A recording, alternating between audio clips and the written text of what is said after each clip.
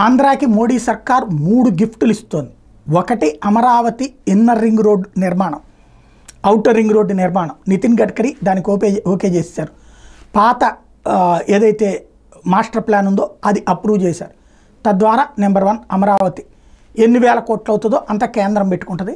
First అది ఆంధ్రాకి ఇస్తున్నటువంటి గిఫ్ట్. రాజధానికి సంబంధించి కీలకమైనటువంటి కనీసం 20-30 వేల కోట్లకి తక్కువ అవుతుంది, పైనే అవుతుంది తప్పించి. కాబట్టి అదొకటి గిఫ్ట్ అవుతుంది. రెండోది కడప రాయచోటి ఘాట్లో 6 కిలోమీటర్ల సొరంగ మార్గాన్ని కూడా నిర్మించడం. టోటల్గా 1200 కోట్ల రూపాయలు. హైవే పనులకి 4744 కోట్ల రూపాయలు రెండు కూడా ఆమోదించారు. దీంతో ఆటోమేటిక్గా అవి నిర్మాణం పూర్తవుతాయి. తద్వారా అతిపెద్దదైనటువంటి రహదారులు రాష్ట్ర ప్రభుత్వం ఖర్చు లేకుండా జరగబోతోంది, అది రాబోతోంది. మరొక వైపున మచిలీపట్నంలో బీపీసీఎల్ రిఫైనరీ 60,000 కోట్ల రూపాయలతో ఏర్పాటు చేయబోతున్నారు. దీనికి సంబంధించి సూత్రప్రాయంగా అంగీకరించేశారు, అది త్వరలో రాబోతోంది. ఇందులో మచిలీపట్నంలో ఎక్కడ ల్యాండ్ ఎక్కువగా ఉంది అంటే మచిలీపట్నంలో ల్యాండ్ ఎక్కువ ఉందని అక్కడే ఉన్న బాలశౌరి చెప్పడం, వెంటనే మచిలీపట్నానికి ఓకే చేయడంతో వాస్తవం కాకినాడ అనుకున్నారు.